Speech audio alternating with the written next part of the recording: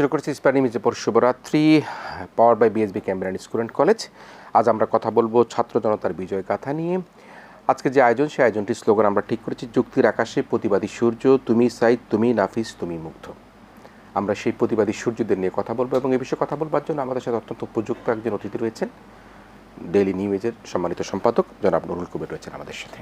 ধন্যবাদ। আমরা চেষ্টা করব একজন নাফিস যিনি শহীদ হয়েছেন তার বাবাকে যদি যুক্ত করা যায়, আমরা গোলাম রহমান রিটনকে আমাদের যে কোনো একটা সময় আমরা যুক্ত করার চেষ্টা করব। কিন্তু আমরা যে আলোচনাটা শুরু করতে চাই, জনাব নুরুল কবির, দেখছেন, শুনছেন, বলছেন, আমরা ছাত্র জনতার বিক্ষোভের মুখে, গণ আন্দোলনের মুখে, গণ অভ্যুত্থানের মুখে আমরা দেখেছি শেখ হাসিনা সরকারের পতন ঘটেছে, তিনি ভারতে রয়েছেন, কিন্তু কত মা, কত ভাই, কত বোন, কত বাবা, তার সন্তান, তার স্বামী, তার স্ত্রী, কতজনকে কীভাবে হারিয়েছেন সব কিছু কিন্তু আমরা দেখেছি।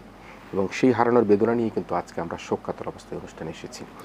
শেখ হাসিনা এবং শেখ রানা ভারতে অবস্থান করলেও কিন্তু আমরা এখনও জানি না যে অন্য যারা নেতারা রয়েছে, নেত্রীরা রয়েছে, বিশেষ করে আওয়ামী লীগ সরকারের এমপি মন্ত্রীরা, তারা কে কোথায় আছেন পুরো স্পষ্টতা নেই। হয়তো কেউ দেশে থাকলেও থাকতে পারেন, আবার দেশে নাও থাকতে পারে।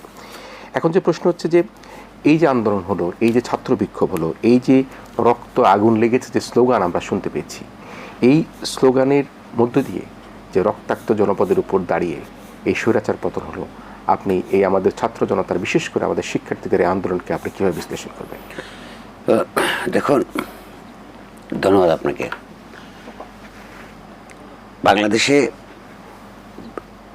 শেখ হাসিনার আওয়ামী লীগের সরকারের পতনের জন্য,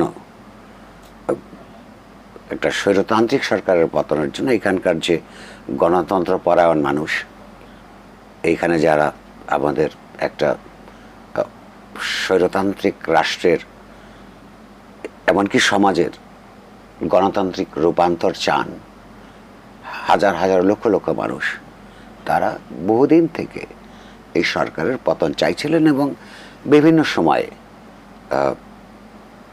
তার বিরুদ্ধে নানান ধরনের আপাত দৃষ্টিতে অসফল কতগুলো সংগ্রাম এখানে হয়েছে।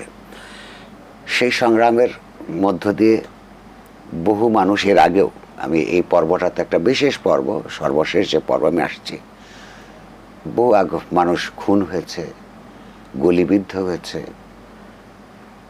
ডিসঅ্যাপিয়ার্ড হয়ে গেছে, গুম, এবং অসংখ্য মানুষ হাত পা হারিয়েছেন, চোখ হারিয়েছেন। কিন্তু এই বিভিন্ন পর্বের যে আন্দোলনগুলো এদেশের প্রধানত বিরোধী দলীয় রাজনীতি এবং রাজনীতিকদের নেতৃত্বে হয়েছে, সেগুলো আস্তে আস্তে সমাজে নানান ধরনের একটা গণতান্ত্রিক চেতনার সঞ্চার করেছে, এটা সত্য। কিন্তু যেই ধরনের সাহসিকতা, কমিটমেন্ট, স্যাক্রিফাইস দিয়ে একটা স্বৈরতান্ত্রিক সরকারের খুনি বুলেটকে রুখে দিতে হয়, সেটা রাজপথে অন্তত এর আগের রাজনৈতিক সংগ্রামগুলির মধ্যে আমরা দেখিনি। অথচ সেখানে রক্তক্ষয় হয়েছে, বললামই আমি আগে, তাদের ত্যাগ তিতিক্ষার কোনো অভাব নাই। সর্বশেষ যে আন্দোলনটার মধ্য দিয়ে আপনার সরকারের একটা নির্লজ্জ সরকারের, মিথ্যাবাদী সরকার, যে প্রতিদিন মিথ্যা কথা বলতো সব কিছু নিয়ে, রাজনীতি, অর্থনীতি, উন্নয়ন, বিরোধী দল, নিজেদের আপনার দক্ষতা ইত্যাদি নিয়ে, সাহসিকতা, মুক্তিযুদ্ধ, তার ইতিহাস, এই সারাক্ষণ ধরে মিথ্যে কথা যে সরকারটা বলতো, সেই সরকারটাকে রুখে দেবার জন্য যে পরিমাণ শক্তিমান আন্দোলন এবং সংগ্রাম, বুক পেতে গুলি নিতে প্রস্তুত যে সংগ্রামী সংঘবদ্ধভাবে, সেটা আমরা এই ছাত্র আন্দোলনের মধ্যে দেখেছি। এই ছাত্র আন্দোলন যখন তাদেরকে যখন অপমান করা হয় রাজাকার বলে, এবং তাদের দাবি দেওয়াকে যখন ষড়যন্ত্র হিসেবে আখ্যায়িত করা হয়, তখন তাদের যে মর্যাদা বোধ এইটা নিয়ে যখন দাঁড়িয়ে যায়, তখন কিন্তু একটা পর্যায়ে ইতিমধ্যে ছাত্রদের বাইরে সমাজের যে নানান অংশ আছে, তথাকথিত আওয়ামী উন্নয়নের জাতাকলে পিষ্ট হয়ে, যার ধরুন নিম্ন আয়ের মানুষ, নিম্ন মধ্যবিত্ত যাদের সীমিত আয়, অথচ মাসে মাসে যে দ্রব্যমূল্য বৃদ্ধি পেতে থাকে, এই অতিষ্ঠ হয়ে যাওয়া মানুষ, এই ছাত্র আন্দোলনের সঙ্গে যখন যুক্ত হয়, এটা অসম সাহসী ছাত্র আন্দোলন এবং তার সাথে বিক্ষুব্ধ মানুষ, গরিব মানুষ বিশেষত যখন যুক্ত হয়, তখন এটা ছাত্র গণ আন্দোলনে পরিণত হয় এবং তাদের সম্মিলিত অগ্রযাত্রার মাধ্যমে একটা গণ অভ্যুত্থানের মাধ্যমে এই সরকারের পতন ঘটে। দেখুন, আপনি শুরুতে 3টা নাম বলেছেন, এরা তো অসম সাহসী কাজকর্ম করেছে এবং তাদের রক্তের বিনিময়ে এটা অর্জিত হয়েছে। কিন্তু আপনি লক্ষ্য করুন, আমাদের যেটা ভুলে গেলে চলবে না, আপনি যাদের নাম উচ্চারণ করেছেন তারা আপনার এবং আমার মতন, আপনি হয়তো না, আপনি খুব বিত্তবান মানুষ, মধ্যবিত্তের সন্তান। আপনাদেরকে এই আন্দোলনের সহিত নিম্নবিত্ত ছাত্রছাত্রী এবং গরিব মানুষের কথাটা ভুলে গেলে চলবে না। এরা সবাই মিলে এই জায়গাটাকে তৈরি করেছে এবং যারা এই অবস্থার মধ্যে নিয়ে গেলেন সরকার, কমপক্ষে এখনো পর্যন্ত 5 শতাধিক নিরস্ত্র মানুষকে হত্যা করেছে। এটার ভবিষ্যৎ কি বা এটার কি হবে আপনার প্রশ্নের মধ্যে ইঙ্গিত ছিল। এইখানে এই কথাটা প্রতিদিন আমি অনুরোধ করব, এখানে যারা আছেন এবং যারা আমার কথা শুনছেন, যদি এই সংগ্রামের প্রতি, এই আত্মত্যাগের প্রতি, এই শহীদদের প্রতি ন্যূনতম শ্রদ্ধাবোধ আপনাদের থাকে, যারা শুনছেন, আমি তাদেরকে বলছি, একদিনের জন্য যতক্ষণ পর্যন্ত না এই খুনের বিচার হবে, খুনিদের যথোপযুক্ত শাস্তি হবে, ততক্ষণ পর্যন্ত ভুলে যাওয়া উচিত নয়। এই রক্তাক্ত গণ অভ্যুত্থানের মধ্য দিয়ে যে একটা সরকার প্রতিষ্ঠিত হয়েছে, এই সরকারের সদস্যদের খুব পরিষ্কারভাবে বুঝতে হবে যে তাদের নেতৃত্বে, তাদের রক্তদানের মধ্য দিয়ে, তাদের আত্মাহুতির মধ্য দিয়ে অনেক ছাত্রছাত্রী, সাধারণ মানুষ চক্ষু হারিয়েছেন, অর্থাৎ দৃষ্টিহারা মানুষের আত্মত্যাগের মধ্য দিয়ে যারা হাত পা আপনার বিচ্ছিন্ন করে ফেলতে হচ্ছে অপারেশন করে গলিবিদ্ধ মানুষগুলোকে, তাদের রক্ত দিয়ে প্রতিষ্ঠিত একটা ব্যবস্থার মধ্যে বর্তমান সরকার অধিষ্ঠিত হয়েছে। ফলে তাদের কাজ, তারা নিজেরা কি কি চিন্তা করেছেন সারা জীবন ধরে সেটা নয়। তাদের কাজ যেই আত্মত্যাগের মধ্য দিয়ে, যাদের আত্মত্যাগের মধ্য দিয়ে তারা সরকারের ক্ষমতায় গেছেন, তাদের আকাঙ্ক্ষা বাস্তবায়ন করা। তাদের আকাঙ্ক্ষাগুলি কিভাবে, সেটা কোনো বইয়ের বা কিতাবের মধ্যে লেখা বিষয় নয়। ধাপে ধাপে তারা ছোট্ট একটা আন্দোলন শুরু করেছিলেন। কি, তাদের যারা ছাত্রছাত্রী বিশ্ববিদ্যালয় জীবন শেষ করে বা কলেজ জীবন শেষ করে, গরিব মানুষ যাদের ব্যবসায়ী না, তার পিতামাতা কোনো পুঁজি রেখে যাননি বা পুঁজির সঞ্চালন, তাদের পুঞ্জি ভবন তার কাছে হয়নি, তার চাকরি করে জীবন নির্বাহ করতে চান। সেই চাকরির কোটা সংক্রান্ত বিষয়ে তারা সংস্কার চেয়েছিলেন। সংস্কারটা কি বলেছেন, তারা যে কোটা বাতিলও চাননি। প্রথমে চেয়েছিলেন সময় উপযোগী যথোপযুক্ত সংস্কার সাধন করা হোক, এবং এই আন্দোলনটার নাম দিয়েছিলেন তারা বৈষম্য বিরোধী আন্দোলন। তো কোটা বিরোধী আন্দোলনটা যখন নতুন করে নামকরণ হলো বৈষম্য বিরোধী আন্দোলন, বৈষম্য শব্দটাকে তার বিস্তার সমাজ এবং রাজনীতি এবং অর্থনীতির অন্যান্য পর্যায় পর্যন্ত আপনার নিয়ে যাওয়া সম্ভব, এবং এটাই তাদের আকাঙ্ক্ষা ছিল। আমাদের সমাজে এবং রাষ্ট্রের ভেতর, রাষ্ট্র কাঠামোর মধ্যে এটার সবচেয়ে এই মুহূর্ত পর্যন্ত বড় বৈশিষ্ট্য হচ্ছে বৈষম্য বিরোধী দৃষ্টিভঙ্গি।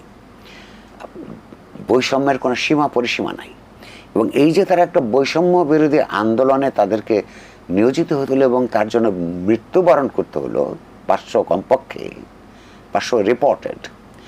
এই মানুষগুলি বৈষম্যের বিলোপের জন্যই তারা বহু বছর আগে, 53 বছর আগে, লক্ষ লক্ষ মানুষ যুদ্ধ করে পাকিস্তানের বিরুদ্ধে লড়াই করে দেশ তৈরি করেছিল। আপনি জানেন যে, এবং যারা সেই মুক্তিযুদ্ধের, সেই দিনকার স্বাধীনতা যুদ্ধের নেতৃত্ব দিয়েছিলেন তাজউদ্দিন আহমদের সরকার, তাদের যে প্রক্লেমেশন অফ ইন্ডিপেন্ডেন্স, সেই ঘোষণাপত্রের মধ্যে 1 নম্বর কথাই ছিল সাম্য, অর্থাৎ বৈষম্যের বিলোপ।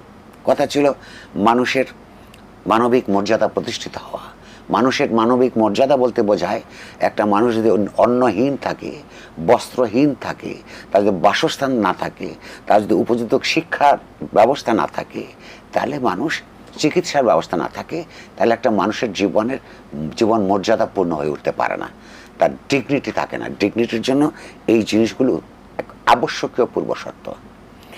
এবং তারা চাইছিল সমাজের মধ্যে, রাষ্ট্র ব্যবস্থার মধ্যে ন্যায় প্রতিষ্ঠিত হবে, অর্থাৎ অন্যায় আচরণ ঘটবে না। এইটার জন্য কয়েক লক্ষ মানুষকে আত্মাহুতি দিতে হয়েছে, 1 কোটি মানুষকে দেশান্তরী হতে হয়েছে, এবং দেশের ভেতরে ডিসপ্লেসমেন্ট যাকে বলে, এক জায়গা থেকে আরেক জায়গায় যেতে হয়েছে কয়েক কোটি মানুষকে। তারপরে দেশের শাসক শ্রেণী একের পর এক, আওয়ামী লীগ, বিএনপি, জাতীয় পার্টি, সেনাবাহিনী, তত্ত্বাবধায়ক সরকার, অনেক কিছু গেছে। তার 53 বছর পরে কেবলমাত্র চাকুরির ক্ষেত্রে তাদের একটা বৈষম্য বিরোধী সংগ্রাম করতে হলো। এটা এন্টায়ার রুলিং ক্লাস আমাদের ইতিহাসের বিরুদ্ধে, আমাদের এখানকার সামষ্টিক আকাঙ্ক্ষার বিরুদ্ধে অন্যায় করে গেছে। সেই অন্যায়ের বিরুদ্ধে তারা দাঁড়িয়ে নতুন করে আত্মাহুতি দিয়েছে। সেই আত্মাহুতির উপর দাঁড়িয়ে যে কোনো সরকার যদি নিজেদেরকে অসহিষ্ণু আচরণ করতে শুরু করে, তারা যদি কাদের কাছে তারা জবাবদিহি করবে এটা বুঝতে না পারে, তারা কি কি কর্মসূচি গ্রহণ করতে চায় বা বাস্তবায়ন করতে চায়, কতদিনের মধ্যে করতে চায়, এগুলো যদি তারা এখনো পর্যন্ত পরিষ্কার করে না বলে, আমরা ধরে নিব যে এই রক্তের স্রোতের উপর দাঁড়িয়ে তারা ক্ষমতা লিপ্সু হয়ে উঠেছে। আমি একটা ছোট ছোট এবং সেই ক্ষেত্রে কোনো অবস্থাতেই তাদেরকে জবাবদিহিতা বিহীন একটা অবস্থায় একদিনের জন্য, এক মুহূর্তের জন্য রাখা সম্ভব নয়। জি বিলকুল ভাই, আমি আপনার যে পত্রিকাটি, গণমাধ্যমটি, ইংরেজি পত্রিকাটা বৈশিষ্ট্য হচ্ছে সেটি হচ্ছে আমাদের বিভিন্ন দূতাবাসগুলো বা বিদেশি সংস্থাগুলো, বিদেশি সেগুলি কিন্তু কপি তাদের হাতে পেলে তারা বুঝতে সুবিধা হয়।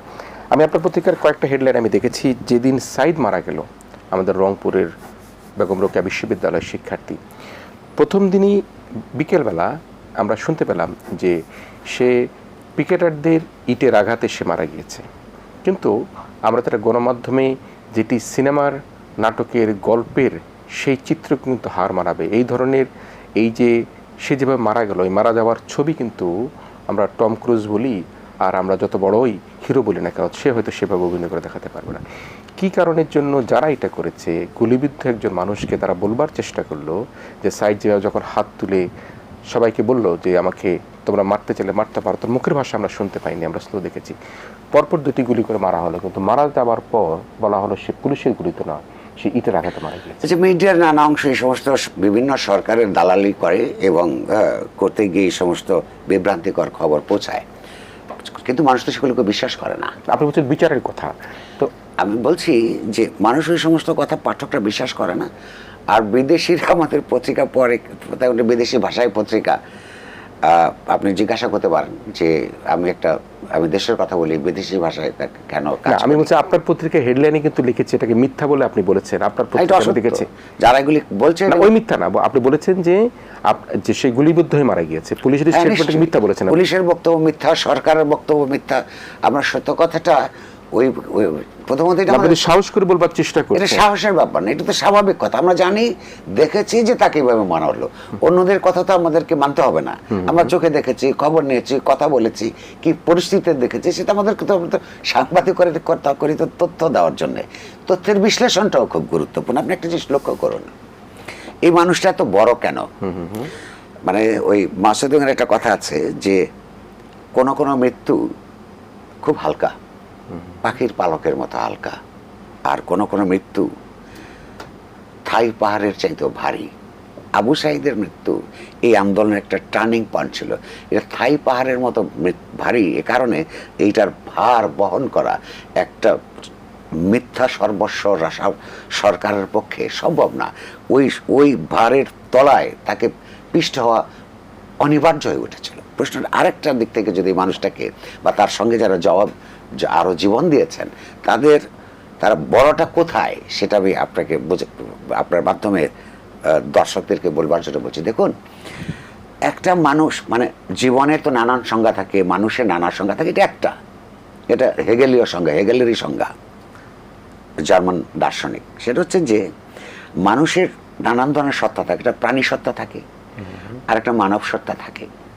এখন যেমন ধরুন আমাদের সঙ্গে প্রাণী সত্তার কুকুর, বিড়াল, ছাগল, মহিষ এর সঙ্গে মিল আছে। যেমন তারা যেমন খায় দায়, প্রজনন করে, আমরা ওগুলো করি। কিন্তু মানুষের মধ্যে চিন্তাশীলতা থাকে। যেমন মার্ক্সের উদাহরণ আছে, কার্ল মার্ক্সের, যে বাবুই পাখির বাসা দেখলে মনে হবে যে কত বড় আর্কিটেক্ট এটা করেছে। বা মৌচাক যদি আপনি দেখেন, যে সেখানে ডিভিশন অফ লেবারের জন্য যে যত ধরনের এখানে থাকবে এখানে থাকবে, খুবই আধুনিক মনে হয়। কিন্তু লক্ষ্য করুন, হাজার হাজার বছর ধরে ওই পাখির বাসার শেপ বদলায় নাই, মৌচাকের ওইটা বদলায় নাই। মানুষের বাসা বদলায়, আর্কিটেকচার বদলায়। মানুষ চিন্তা করতে শেখে, নিজের চিন্তাকে অতিক্রম করতে শেখে। দ্বিতীয় প্রশ্ন হচ্ছে যে কে কত বড় মানুষ? তাহলে যেই মানুষটা তার চিন্তার জন্যে, চিন্তাকে বাস্তবায়ন করবার জন্যে এই মানব সত্তাকে বিসর্জন বাস্তবায়ন করবে, তার যে প্রাণী সত্তা, অর্থাৎ যে কুকুর, বিড়াল, মহিষের সঙ্গে যে আমাদের মিল, এই প্রাণী সত্তাকে যে বিসর্জন দিতে পারে তার চিন্তার মানবিক সত্তাকে বাস্তবায়ন করবার জন্য, সে হলো মানুষ। এবং যে যতটা পারে সে ততটা বড় মানুষ। তাহলে সাইদ কি করেছেন, বা সাইদের অন্যান্য ধনী গরিব নির্বিশেষে তারা কি করেছেন, হাফিজ, মুগ্ধ বা অন্যান্য যারা আছেন, সবাই তারা নিজের প্রাণী সত্তাকে, দেহটাকে, জীবনকে বিসর্জন দিয়েছেন। তিনি যা চিন্তা করেন, অর্থাৎ দেশে একটা গণতন্ত্র হবে, এখানে সাম্য প্রতিষ্ঠা হবে, এখানে ন্যায় প্রতিষ্ঠা হবে, এই স্বপ্নকে, এই চিন্তাকে বাস্তবায়ন করবার জন্যে সচেতনভাবে একটা স্বৈরতান্ত্রিক সরকারের, পাশবিক বর্বরতম একটা সরকারের সুচিন্তিতভাবে লেলিয়ে দেওয়া রাষ্ট্রের নৃশংস খুনি বাহিনীকে তার সামনে গিয়ে বুক চিতে ধরেছেন। কত বড় মানুষ! অর্থাৎ তিনি একটা থাই পাহাড়ের মতন ভারী মৃত্যুকে আলিঙ্গন করেছেন এই সমাজ এবং নিজের যে গণতান্ত্রিক চিন্তা, সেগুলি প্রতিষ্ঠা করবার জন্য। আমরা একটা বিরতি নিয়ে আসতে চাই, এবং আমি যেটি বলছিলেন যে থাই পাহাড়ের মতো যে বিশাল বড় পর্বতের মতো, হিমালয়ের মতো বলতে পারি আমরা, যেভাবে আলিঙ্গন করে নিজের মৃত্যুটাকে তিনি মেনে নিয়ে আজকে আমাদেরকে, এই জাতিকে আজকে স্বৈরতন্ত্র থেকে মুক্ত করলেন, সেই যোদ্ধাদের, যারা যুক্তির আকাশে প্রতিবাদী সূর্য, সেই যোদ্ধাদেরকে আমরা শ্রদ্ধা জানিয়ে আমরা ছাত্র জনতার বিজয় গাথার আজকের আয়োজনে ছোট্ট একটা বিরতি নিচ্ছি। আমাদের সাথে অত্যন্ত যুক্তিশীল মানুষ, অত্যন্ত মুক্ত চিন্তার মানুষ অতিথি হিসেবে রয়েছেন দৈনিক নিউজের সম্পাদক জনাব নুরুল কবির। আমরা আমাদের বিরতির পর চেষ্টা করব, যদি পাওয়া যায়, কোটা আন্দোলনে নিহত শহীদ গোলাম নাফিসের বাবা জনাব গোলাম রহমান রিটনকে যুক্ত করা যায় কিনা, আমরা তার সাথে কিছু কথা বলবার চেষ্টা করবো। আমরা অল্প কিছুক্ষণ বিরতির পরেই আবার প্রিয় দর্শক আপনাদের কাছে ফিরে আসছি। ইসমানী মির্জা বসুবরাতিতে আবারও ফিরে এসেছি। কথা বলছিলাম ছাত্র জনতার বিজয় গাথা নিয়ে। আজকে যে স্লোগানটি হচ্ছে গিয়ে যুক্তির আকাশে প্রতিবাদী সূর্য, তুমি সাইদ, তুমি নাফিস, তুমি মুগ্ধ। আমরা আজকে খুবই সৌভাগ্যবান, আজকে আমাদের সাথে অতিথি হিসাবে যিনি রয়েছেন জনাব নুরুল কবির, নিউজ পত্রিকার সম্পাদক। একই সাথে আমরা আজকে অনলাইনে পেয়েছি আমরা সেই ব্যক্তিকে, যে ব্যক্তির সন্তান শহীদ হয়েছে এই বৈষম্য বিরোধী আন্দোলনে, কোটা আন্দোলনে শহীদ হয়েছে, গোলাম নাফিসের বাবা জনাব গোলাম রহমান রিটনকে পেয়েছি আমরা তার সাথে। আমরা গোলাম রহমান রিটন ভাই, আপনি কি আমাদেরকে শুনতে পাচ্ছেন? হ্যাঁ হ্যাঁ, শুনতে পাচ্ছি। জি, আপনাকে সালাম শ্রদ্ধা জানাচ্ছি, এবং একই সাথে আপনার এই যে সন্তান শহীদ হয়েছে গোলাম নাফিস, তার প্রতি এটিএন বাংলা সহ আমাদের আজকে যিনি অতিথি রয়েছেন জনাব নুরুল কবির, তিনিও শ্রদ্ধা জানাবেন, স্নেহ জানাবেন, ভালোবাসা জানাবেন। তার প্রতি আমরা গভীরভাবে শ্রদ্ধা জানিয়ে আমরা এই আলোচনাটা শুরু করব। তবে সব আলোচনাই করবেন আপনার সাথে আমাদের শ্রদ্ধা অতিথি জনাব নুরুল কবির। আমি শুনবো যে কী প্রশ্ন, কী জিনিস আপনার সাথে আলোচনা করবেন। তবে তার আগে আপনাকে পাওয়ার আশায় আমরা একটা ছোট্ট ভিডিও ক্লিপিং তৈরি করেছি। আপনার সন্তান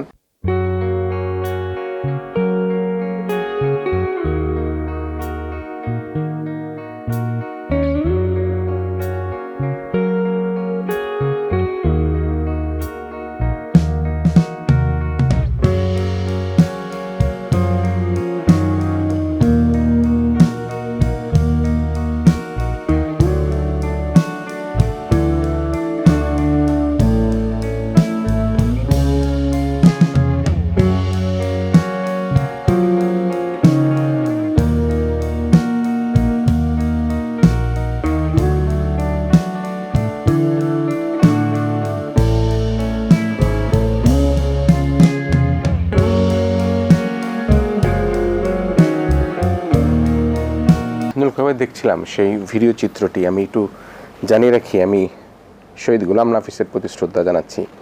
আপনার নিশ্চয় মনে আছে দৈনিক মানবজমিন পত্রিকার ফটো সাংবাদিক জীবন আহমেদ সেই কয়টি ছবি তুলতে পেরেছিলেন। রিকশার পাদানিতে গুলিবিদ্ধ সেই দেহটি পড়েছিল এবং রিকশার রড ধরে সে যাচ্ছিল। আমাদের সাথে আছেন শহীদ গোলাম নাফিসের বাবা জনাব গোলাম রহমান। আপনি একটু কথা বলবেন তার সাথে, তার প্রতিক্রিয়া। দেখুন, কিছু দৃশ্য আছে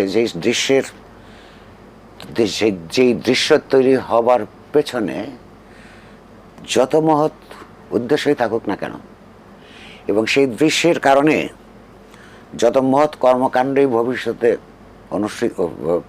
সৃষ্টি হোক না কেন, যে দৃশ্য দেখা যায় না। আমি একজন বাবা, আমার ছোট সন্তান ঢাকায় ও ছাত্র আন্দোলনে অংশগ্রহণ করেছে। সৌভাগ্য আমাদের যে মৃত্যুবরণ করে নাই, বেঁচে আছে। ফলে একজন শহীদের সন্তানের পিতাকে কোনো রকমের মনোমুগ্ধকর বক্তব্য শোনানোর রুচি, অভিপ্রায় এবং সামর্থ্য আমার নাই। কারণ আপনার যে ক্ষতি, আপনার যে হৃদয় বেদনা, এইটা আপনি ছাড়া আর কারো পক্ষে বোঝা অসম্ভব। দ্বিতীয়ত হচ্ছে যে একটা কথাই আছে, বহু বছরের পুরনো প্রবাদ, যে পৃথিবীতে সবচেয়ে কঠিন কাজ, সবচেয়ে ভারী বস্তু হচ্ছে সন্তানের লাশ। পিতার কাঁধে যে সন্তানের লাশ, তার চেয়ে ভারী পৃথিবীতে কিছু নাই। তো সেই ভারী লাশ আপনাকে বহন করতে হয়েছে। এখন প্রশ্ন হচ্ছে যে আমি আপনাকে তো সান্ত্বনা দেবার কিছু নাই, কিন্তু আমরা একটু যদি আপনি আমাকে সুযোগ দেন, আমি একটু শুনতে চাই যে আসলে কিভাবে খবর পেলেন, কি হয়েছে। আমরা যতটুকু পত্রিকা দেখেছি রিটন ভাই, সেটি হচ্ছে যে রিকশার মধ্যে তার গুলিবিদ্ধ লাশ পড়ে রিকশা চালক ভাই তাকে এই জায়গা থেকে ওই জায়গায় নিয়ে যাচ্ছিল এবং একটি হাসপাতালে নিয়ে যাওয়ার পরে দুর্বৃত্তরা তাকে হাসপাতালে চিকিৎসা দিতে দেয়নি। এবং পরবর্তীতে যে ছবিটি মানবজমিনে প্রকাশিত হলো, ফেসবুকে প্রকাশিত হবার পর, তখন আপনারা পরের দিন আপনারা গিয়ে আপনার সন্তানের মৃতদেহ উদ্ধার করলেন হাসপাতালের মর্গ থেকে। একটু বলবেন সেই হৃদয় বিদারক ঘটনা বা আপনাদের সেই বেদনাবহুর সেই স্মৃতির কথা। হ্যাঁ, ধন্যবাদ এটিএন বাংলাকে। বিসমিল্লাহির রহমানির রহিম। প্রথমে মানে সব আন্দোলনে আমার দুইটা ছেলে, বড়টাও গেছে, ছোটটাও গেছে। সব আন্দোলনে মোটামুটি অংশগ্রহণ, তিতুমির কলেজ থেকে মহাখালী, এই ছেলে বাড্ডা, লিংরুপ, ঢাকা ইউনিভার্সিটি, মহাখালী, জলখাবার, মানে সব আন্দোলনের মধ্যে গেছে। একদিন খুব খারাপ অবস্থা ছিল, পরে ফোন দিয়েছে, পরে মহাখালী একটা সেনা কল্যাণ, এখানে একটা আছে, মার্কেট আছে, এখান থেকে আমি নিয়ে আসছি। পরে আমি বলছি তোমরা একটু সাবধানে করে, এদের বন্ধু বান্ধব ছিল।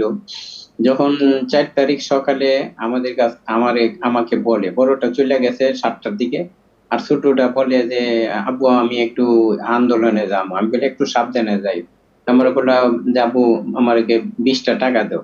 আমি বলছি তুমি 100 টাকা নিয়ে যাও। না আব্বু, তাহলে 30 টাকা ভাঙতেছে, আমি 30 টাকা দিয়েছি। দিয়ে আমি একটু বাহিরে বের হয়ে গেছি।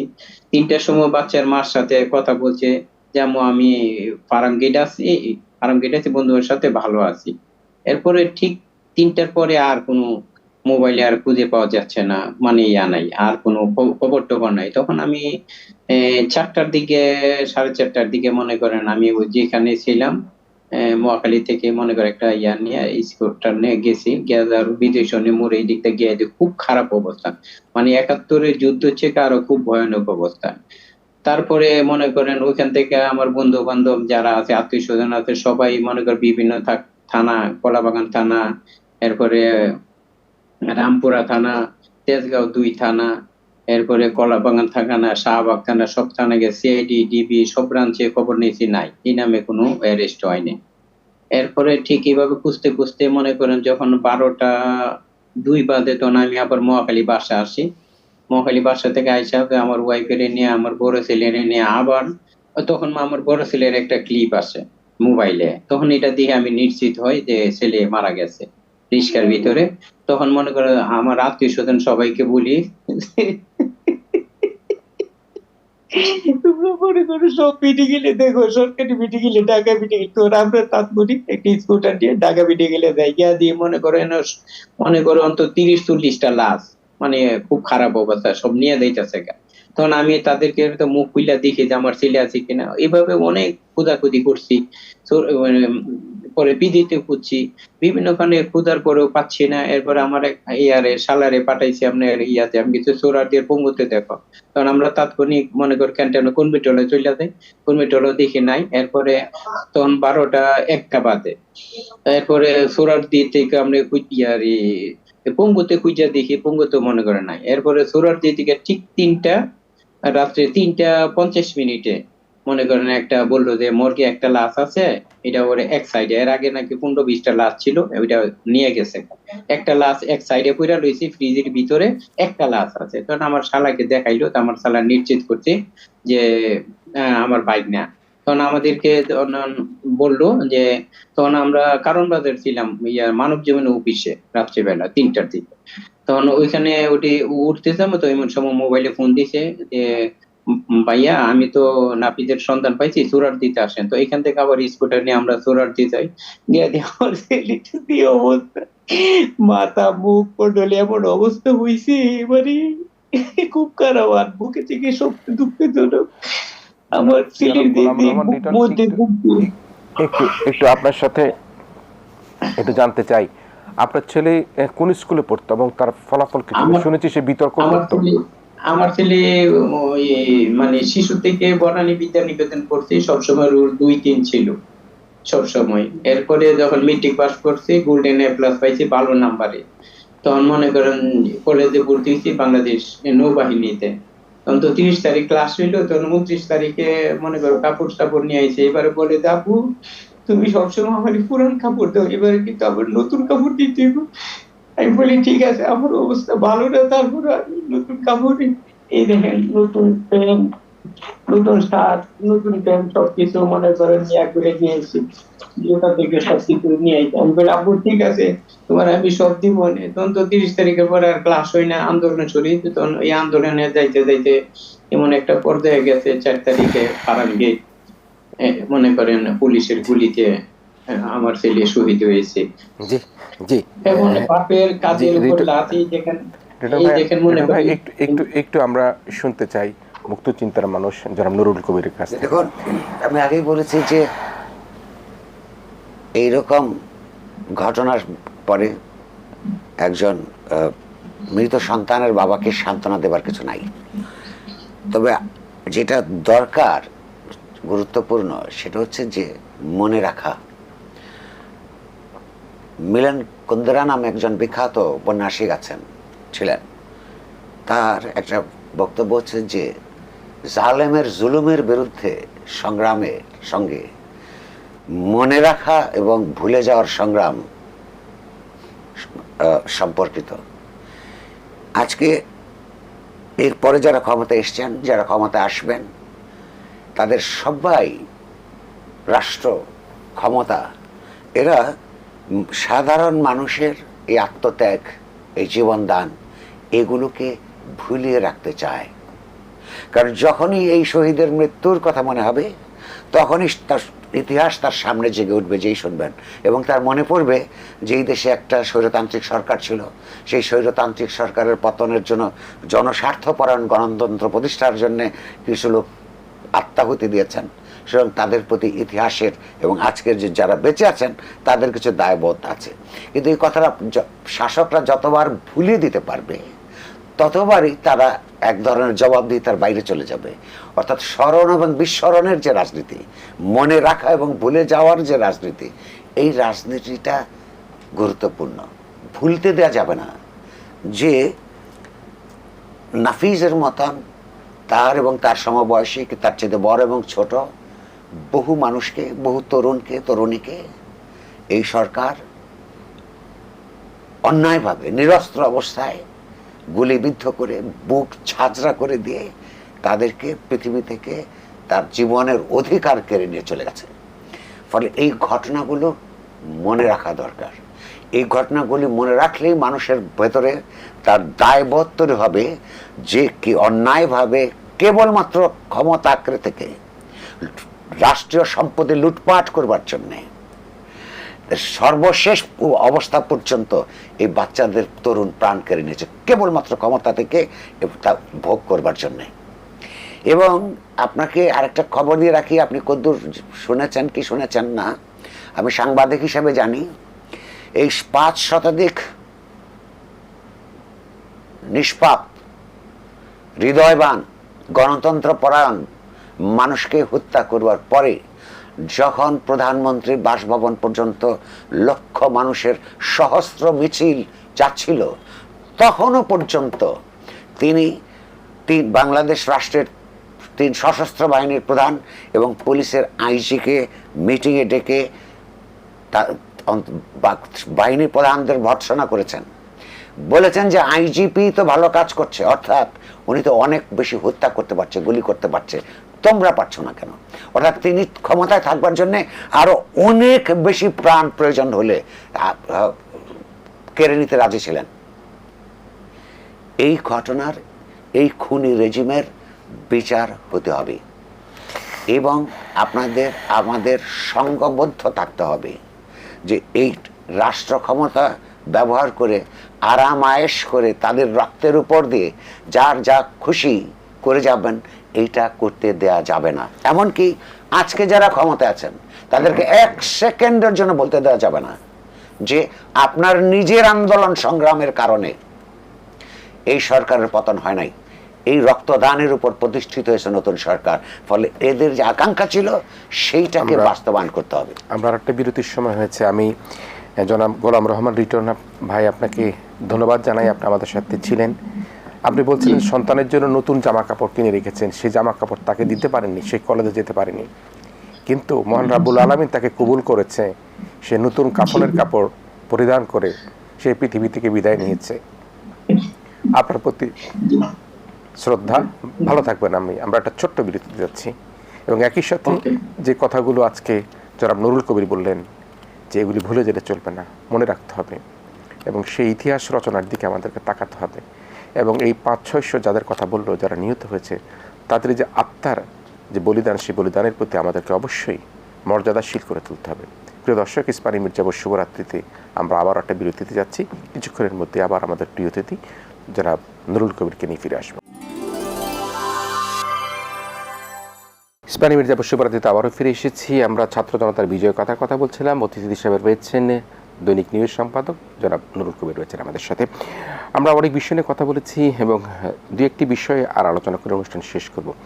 আমরা প্রবাসীদের যে ক্ষোভ, যে আন্দোলন, সেটি কিন্তু আমরা দেখেছি এবং দুবাইতে 57 জন বাংলাদেশি সেখানে আটক হয়েছে এবং তাদেরকে আইনগত সহযোগিতার জন্য বর্তমান অন্তর্বর্তীকালীন সরকারের পক্ষ থেকে আশ্বাস প্রদান করেছে। একই সাথে 2টা ইস্যু, আরেকটি হচ্ছে যে ভারতীয় গণমাধ্যমে কিন্তু এক ধরনের মিশ্র প্রতিক্রিয়া হচ্ছে।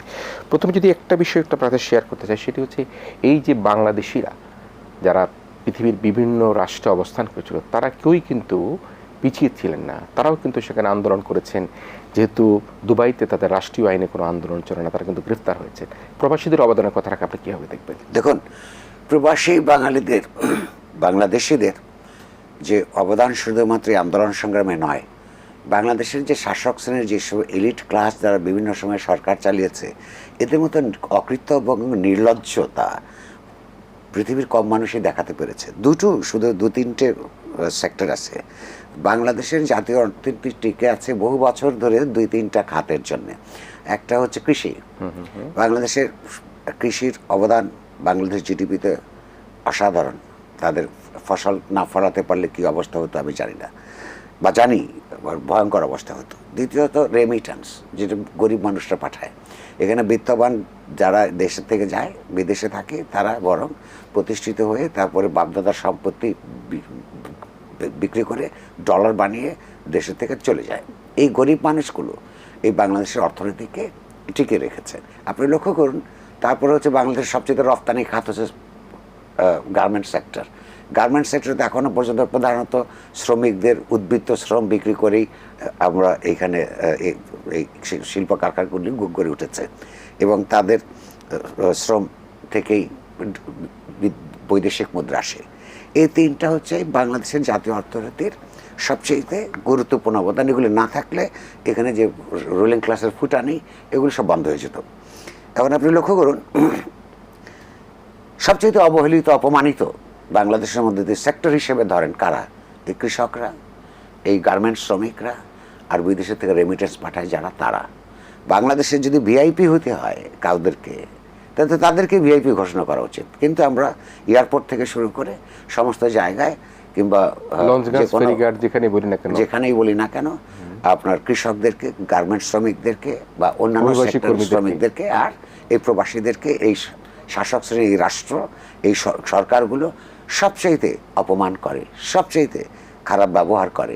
সুতরাং আজকে যে গণজাগরণের মধ্য দিয়ে যে সংগ্রাম, যে একটা নতুন পরিস্থিতি তৈরি হয়েছে, সেখানেও আপনি লক্ষ্য করুন কোনো এলিটের বাচ্চা যে জানে যে ওই সৌদি আরবে কিংবা কুয়েতে সংগ্রাম করলে জেলে যেতে হবে, তারা তো যেত না। এই গরিব মানুষগুলো তার দেশের টান থেকে তারা সহ্য করতে পারে নাই। হ্যাঁ, তাদের ব্যাপারে মিথ্যে বলা হয়, তাদের ইন্টারনেট কানেকশন বন্ধ করে দিয়ে অন্যদের উপর হলো দোষ দেওয়া হয়, তারা টাকা পয়সা বাড়াতে পারে না, পিছনে সংসার আছে।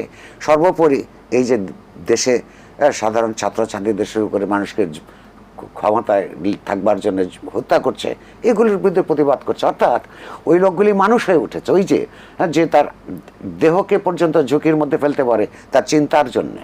তারাই এগুলি হয়েছে। আপনার তারা ইংরেজিতে কথা বলতে পারে না, হ্যাঁ, বা কিংবা আপনার আমার মতন স্টাইলিশ জামা কাপড় পরতে পারে না, সেই জন্য তাদেরকে যে অপমান করা হয়, এইটা তো আসলে আত্মমর্যাদাহীন একটা শাসক শ্রেণী, অশিক্ষিত, অর্ধশিক্ষিত একটা শাসক শ্রেণী তাদের উপরে অবিচার করে। আমরা অবশ্যই আশা করবো 57 জন বাংলাদেশী যারা এখন দুবাইতে আছেন, নিশ্চয়ই, এবং রাষ্ট্রের পক্ষ থেকে তাদেরকে যাতে ফিরিয়ে আনার আমি ব্যবস্থা করা দেখলাম যে গতকাল সরকার এটা একটা সিদ্ধান্ত গ্রহণ করেছেন এবং তারা এটা চেষ্টা করবেন। আমরা হ্যাপি।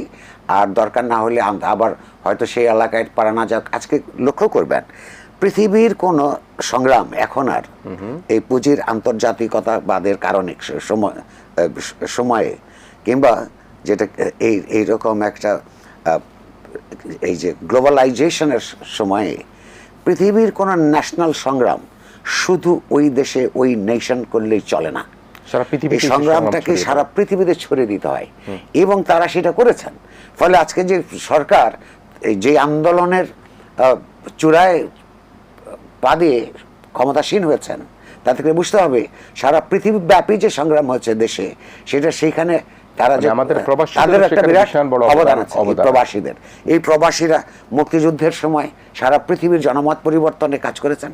প্রতিটা বড় বড় গণতান্ত্রিক সংগ্রামের মধ্যে তারা সর্বত্র আপনার আন্তর্জাতিক জনমত তৈরি করবার ক্ষেত্রে কাজ করেছেন। তাদের প্রতি কৃতজ্ঞতাটা আমাদের সবারই থাকা উচিত। আমরা একটু বিদেশি গণমাধ্যমগুলোর দিকে আসি। বাংলাদেশে একটা অস্থিরতা তৈরি করবার জন্য আপনার বিশ্লেষণ কি ধরনের? দেখুন, বিদেশি বলতে তো শুধু ভারত বোঝায় না, সারা পৃথিবীতে যারা মোটামুটিভাবে বাংলাদেশকে কেন্দ্র করে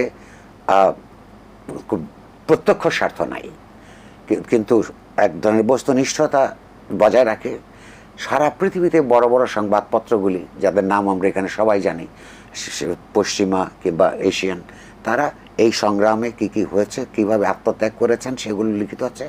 সরকার কিভাবে এদেরকে নানান নিগ্রহের মধ্য দিয়ে নিপীড়িত করে, গুলিবিদ্ধ করে আপনার হত্যা করেছে, সেগুলো খবর বেরিয়েছে। খবর বেরো নাই এই অর্থ শুধু প্রধানত ভারতে। কারণ হচ্ছে ভারতের জন্যে যে আধিপত্যবাদী দক্ষিণ এশিয়ায় যে তার পলিসি, শুধু ভারতের, বাংলাদেশ না, তার পার্শ্ববর্তী ছোট দেশগুলিতে তার আধিপত্য বজায় রাখবার জন্যে প্রত্যেকটা দেশই তার একটা করে পকেট তৈরি করে এবং এক একটা করে সরকার খুঁজে বের করে, দল খুঁজে বের করে। বাংলাদেশে ভারতের ক্ষেত্রে ছিল আওয়ামী লীগ। আপনি লক্ষ্য করুন যে এই প্রধানমন্ত্রী শেখ হাসিনা হ্যাজ বিকাম একটা গ্লোবাল লায়াবিলিটি।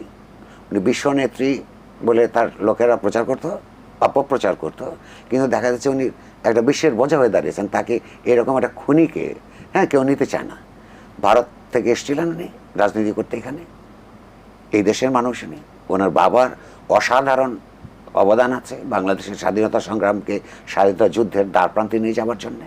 কিন্তু তিনি সে বাংলাদেশ রাজনীতি করার সিদ্ধান্ত নিয়ে এসেছিলেন দিল্লি থেকে সেই 15 বছর মানুষের উপর, বিশেষত গত 15 বছর এই অত্যাচার নিপীড়ন করে আপনার তাকে পালিয়ে যেতে হলো। এটা অত্যন্ত অবমাননাকর তার পিতার জন্য। তার পিতার শত্রুদের মুখোমুখি উনি দাঁড়িয়েছিলেন। আমি মনে করি 15ই আগস্ট কোনো বিরাট কোনো ইতিবাচক পরিবর্তন আমাদের জন্য নিয়ে আসে নাই, সেটা একটা আরেক বিতর্ক। গত 800 বছরের মধ্যে এই অঞ্চলে মাত্র সরকার প্রধান আপনার সেই সেন বংশের সেন রাজা যে পালিয়ে গিয়েছিলেন, আর উনি পালিয়ে গেছেন, নিয়ে আশ্রয় গ্রহণ করেছেন যেখানে যেই দেশ সেই দেশ প্রতিদিন বাংলাদেশের স্বার্থের বিরুদ্ধে কাজ করে। এইখানে সর্বশেষ তারা যে কাজটা করছে, তারা একটা হিন্দু কার্ড বা সাম্প্রদায়িক কার্ড খেলবার চেষ্টা করছে। সেটা ভারতের করবারই কথা। আপনি লক্ষ্য করুন যে ভারতের যে রাজনীতি, রাষ্ট্রের যে চরিত্র সে দাঁড়িয়েছে একটা হিন্দুত্ববাদী একটা কি বলো যে রাষ্ট্র, যারা পরিষ্কার করে ঘোষণা করে যে অহিন্দু জনসাধারণ সমান অধিকার ভোগ করবে না। কিন্তু বাংলাদেশ তো সেই জিনিস না। বাংলাদেশের অনেক সীমাবদ্ধতা আছে আমি মনে করি এই শাসক শ্রেণীর জন্য, আওয়ামী লীগ, বিএনপির, জাতীয় পার্টি ইত্যাদি সামরিক শাসক তাদের জন্য।